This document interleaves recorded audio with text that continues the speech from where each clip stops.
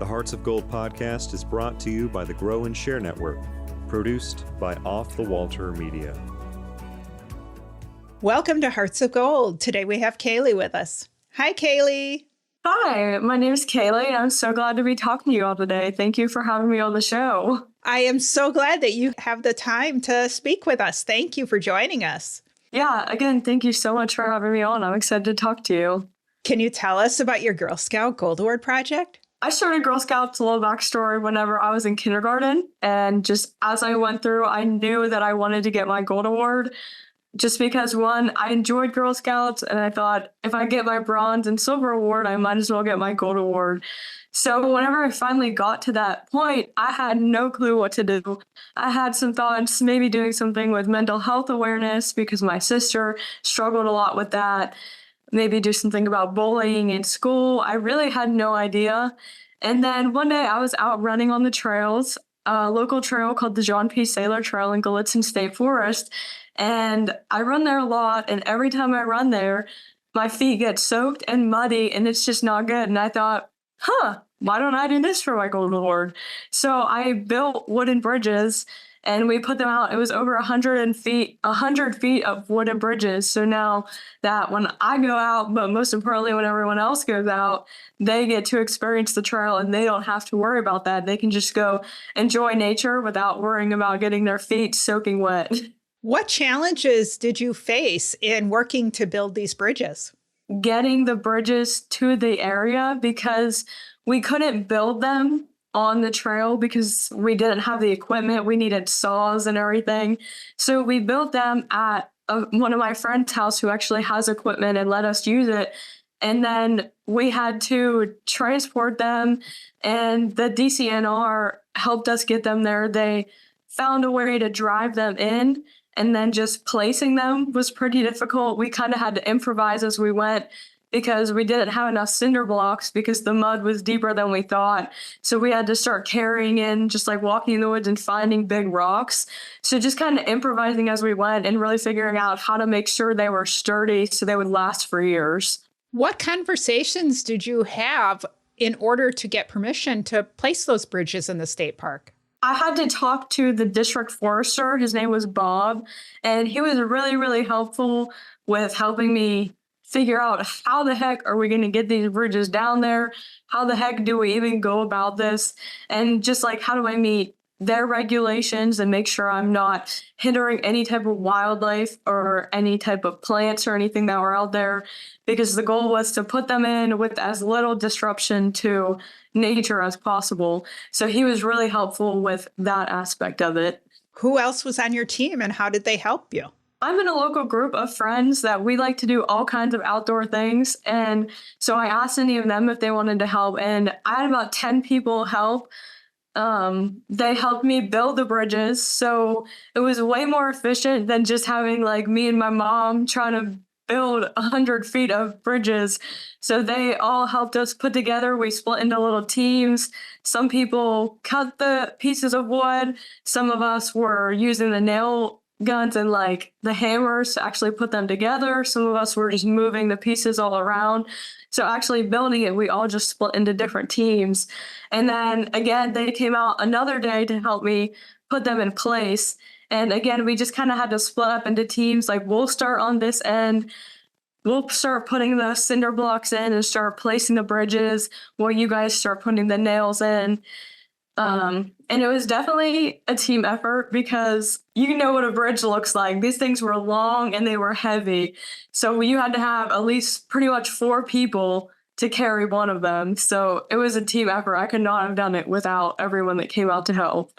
How did you build your leadership skills as you went through the project? It was definitely difficult to manage so many moving parts.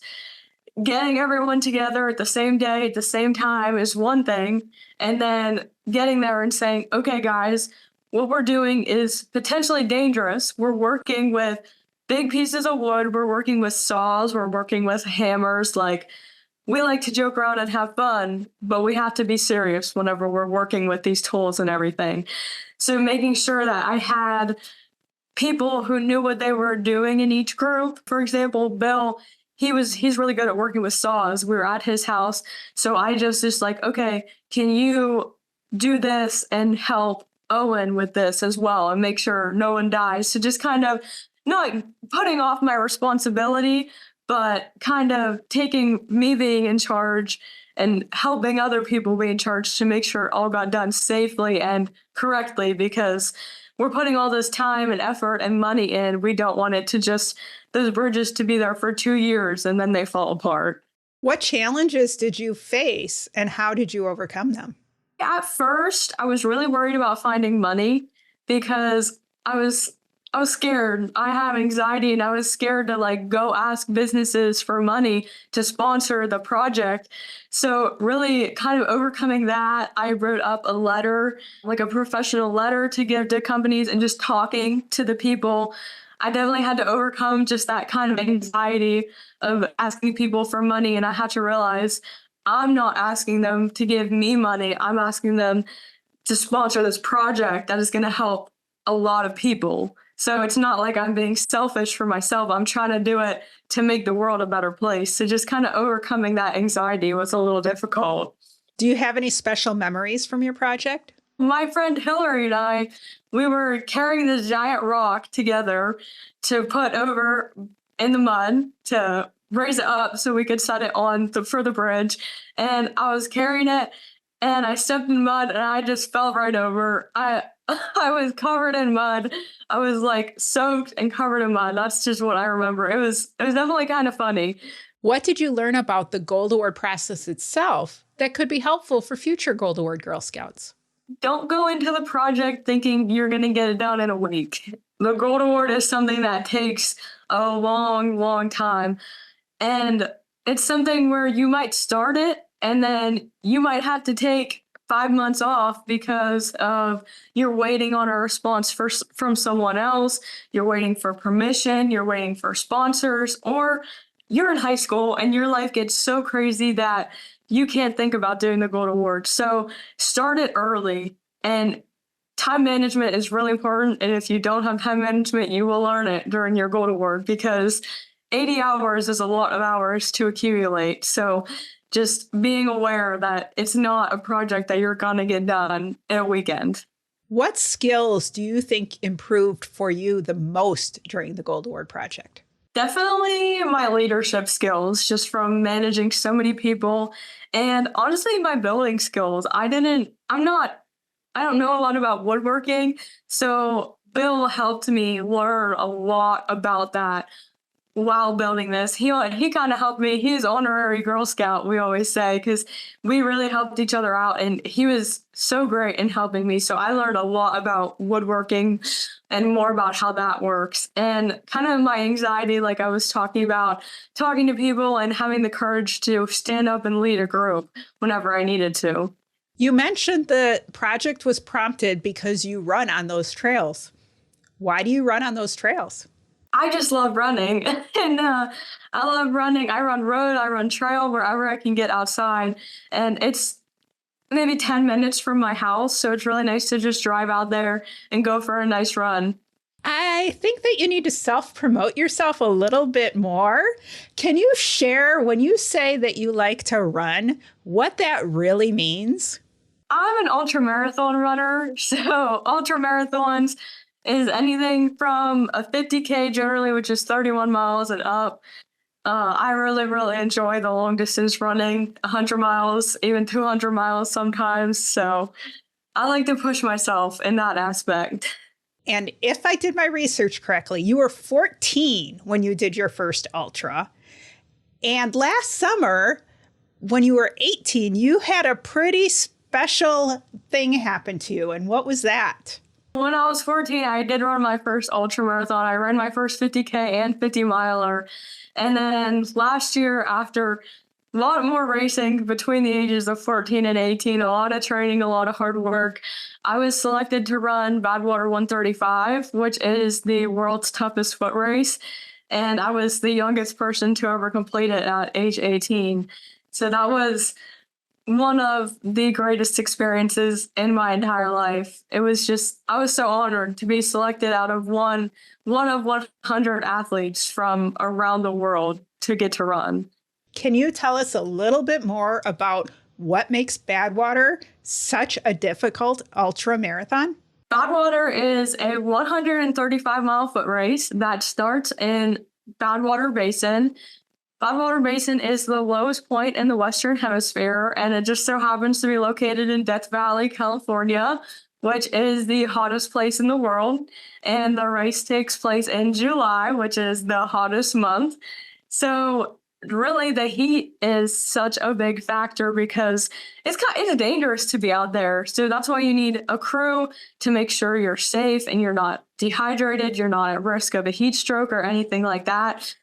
So it's really the heat that makes it so difficult, and the fact that it's 135 miles. So once you get going from Badwater Basin and you run through Death Valley, you traverse 3 mountain ranges and you end at Whitney Portal, which is the trailhead to Mount Whitney, which is the highest point in the lower 48. So you go through from the lowest point to basically the highest point in the hottest place in the world. You mentioned that you had your crew that assisted you over this 135-mile race. Why is the crew so important to you during the race?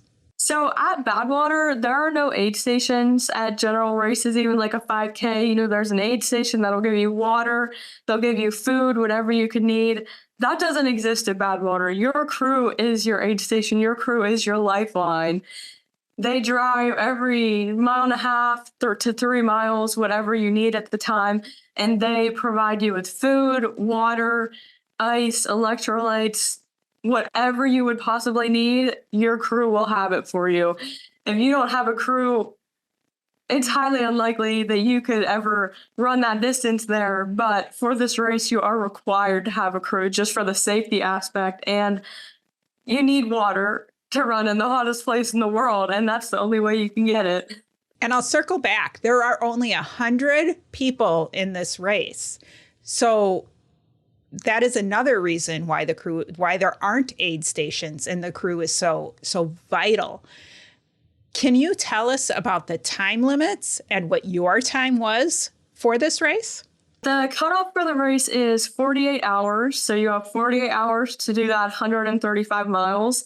There's cutoffs throughout the race. For example, at Stovepipe Wells, or not Stovepipe Wells, at 50 miles in, there's you have to be there by 10 o'clock in the morning. So that's like a strict cutoff. If you aren't there, you are disqualified. You have to take the DNF and you have to get off the course. So there's a couple other cutoffs throughout the race that you have to meet or else you cannot continue. So it was really stressful, just knowing in my head, oh my goodness, I have to be here at all costs or else I'm not going to be able to finish the race. So you have to meet those cutoffs. And then I ended up finishing the race in 40 hours, 6 minutes, and 43 seconds, I believe. So I had about 8 hours to spare, which it feels really good in a race. Whenever you get to the checkpoint, that's 13 miles from the finish. And I realized I had so much time left. I was just like, wow, I'm really going to do this. It was just amazing. Can you tell us about the experience of being out there in that heat for so long, overnight, all the things? If you ever tried to pull an all-nighter, you get really tired and delirious. So try doing 2 of those in a row while you're also running. It is not easy.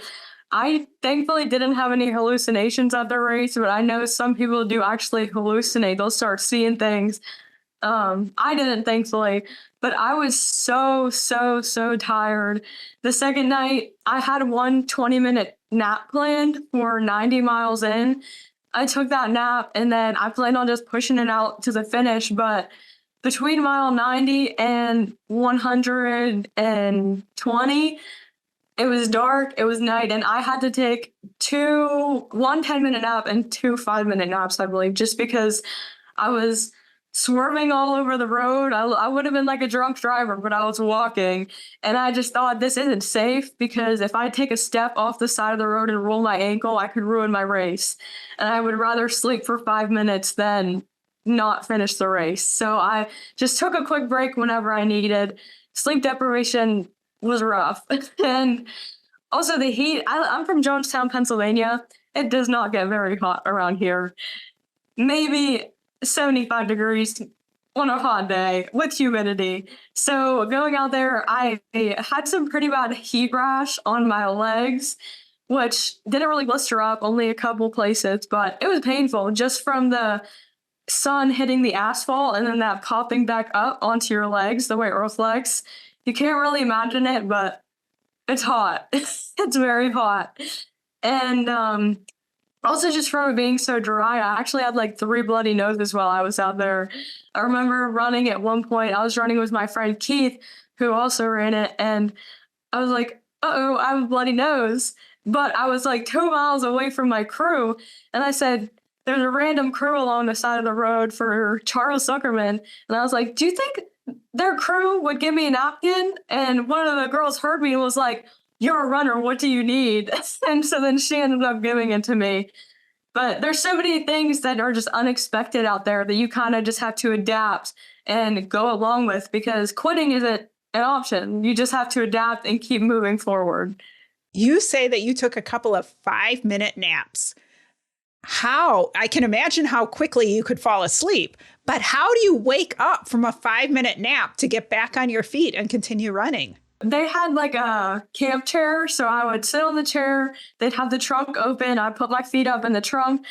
I would run up to the car and say, 4-minute timer, wake me up in 4 minutes. Do not let me sleep a minute longer. So I'd literally sit there. I'd fall asleep so fast.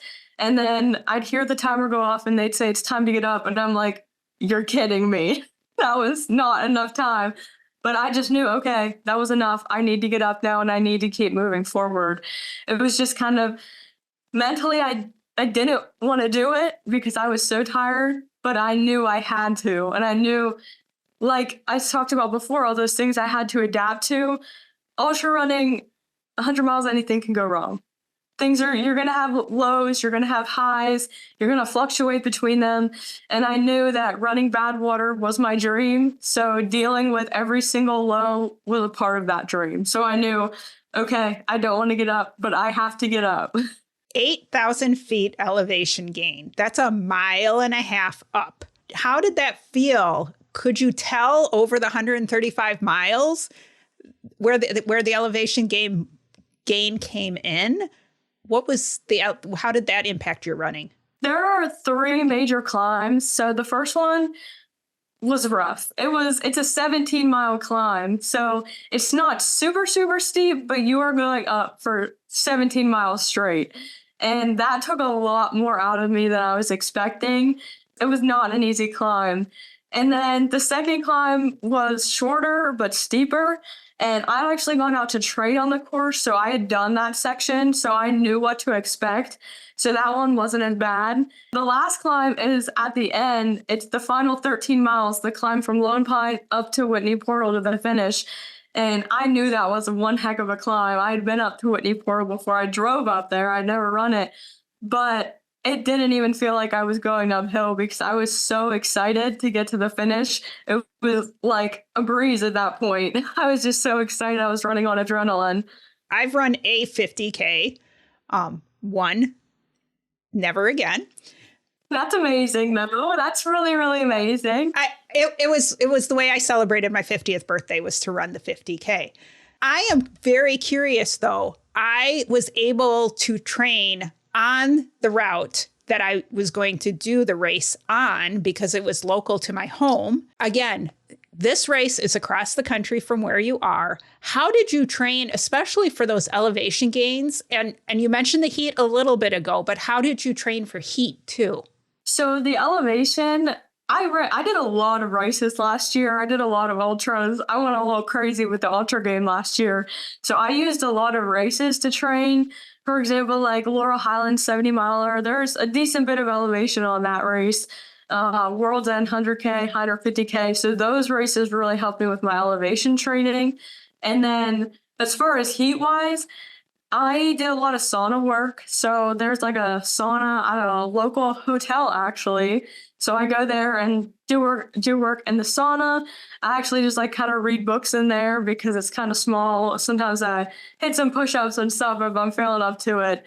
And I also run with tons of layers on. I got a sauna suit and it looks like aluminum foil, but that's okay. As long as it keeps me hot. So I was able to do that. And about a month before the race, I believe, I was able to go spend 2 weeks in North Carolina with my boyfriend.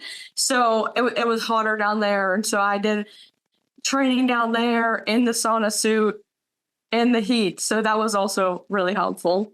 How does training and preparing and working with your team for your ultras compare to the work that you did on your Gold Award project with your team? You just need to learn to work together. Sometimes there's times when you need to be a leader and there's times when you need to be a follower. So identifying those situations is really important. So I think that really came into play. And communication, like I was talking about with the Gold Award, you need to communicate. This is dangerous. Some of these tools are dangerous. I need you to be in charge of this part and manage this while I go over here and do this. It's the same with racing. We're out in the middle of the desert. If our lines get crossed, if I accidentally run past the crew because the crew is asleep or something, they want to do that. But if something goes wrong, you're out in the middle of the desert. It's kind of the same thing. Just communication and making sure everyone is on the same page is really, really important. You mentioned that you used other ultras as part of your training for the Badwater race. How else do you work your body, train your body, make it ready to go through such difficulties during that race? So I do tons of training, like just regular. I do easy runs, tempo runs, sparklets, speed work, hill repeats, all that fun stuff. That if you're a runner, you'll know what I'm talking about. But outside of running, I do CrossFit. I go to CrossFit every single day. I think cross training is so important for runners because it'll keep your muscles strong and your ligaments healthy. I think it just helps prevent injury. I've had, knock on wood, very minimal injuries since I've started running, considering the volume that I've done. And I really credit a lot of that to the amount of training I do and CrossFit. When you say that you do CrossFit, you are all in with CrossFit. You're actually, is the term coach? Yeah, I'm a trainer at my local gym. I went when I was 17 to get my CrossFit level 1. I went to get the certificate CrossFit level 1 trainer. And then I started coaching at my gym last year, at the beginning of last year. So I've been coaching almost a year and a half now at my local gym. And I love it. I love helping other people with the sport that I love. What happens when a new member joins the CrossFit gym and you are their trainer and they are in an older age bracket than you? What is that interaction like? I'm pretty much the youngest person at our gym anyway. So with the members that are there, they've all kind of grown to respect me. A lot of them knew me from when I started and I was a 12-year-old annoying child. But they kind of saw me grow up, and just as I matured, they kind of learned to respect me and become friends with me, just like a normal adult interaction. So when new members come in, it's just kind of a, like, yes, I'm young, but I also know what I'm doing. And I think it's kind of evident. They realize that quickly. Obviously, the owner of our gym wouldn't let some kid be a coach if they didn't know what they were doing, and they couldn't be trusted to teach the movement safely and help the members out whenever they needed. Are there other activities you're involved in that impact your time frame? Because you seem to be a very busy person, even with athletics. In high school, I was on the soccer team, the track and field team, and the cross country team. And in college, I was on the track and cross country team, but I just recently decided to not do that anymore just because I really want to focus on my ultra training and not like the shorter distance stuff. What are you going to school for? What's in your future? I am double majoring in biology and secondary education with a minor in chemistry and an ESL certification to hopefully teach high school biology or chemistry. Do you have inspirational words for future Gold Award Girl Scouts? Don't give up on Girl Scouts. I feel like even recently, from when I realized it's kind of dying out, all people know about Girl Scouts is that they sell cookies, which at least locally, that just kind of seems how it is. But Girl Scouts do a lot. They do so much community work to better themselves in their community. So it might seem daunting to think, oh, I'm a senior and I'm still in Girl Scouts. That's kind of lame. But don't give up on it, because it is really good. It's a really good organization. And getting your gold award is pretty cool, I think. And if that's not enough, it looks good on college resumes and everything like that. But just stick with it. How do you make your s'mores? All right, you got to roast them and you got to get them golden brown. You can't burn them. They have to be like golden brown and bubbly. And then you got to have 3 of the Hershey's chocolate slices and your graham crackers. Thank you so much for joining me today. Thank you. I really enjoyed talking to you. Thank you for letting me share a little about my Gold Award project and about my running and everything. It was all so interesting. I'm glad that you were able to spend some time with us. Yeah, thank you so much. Make sure to click follow or subscribe so you always know when new episodes are released. Power your passion and conquer your challenges. Thank you for listening. If you'd like to be on the show to share your story of how you earned your gold award, reach out and send an email to growandsshare@outlook.com. Be sure to catch up on our previous shows on any of your favorite podcasting platforms, as well as view the full video versions at youtube.com/Cheryl M. Robinson. Thanks again for listening, and we'll see you next time.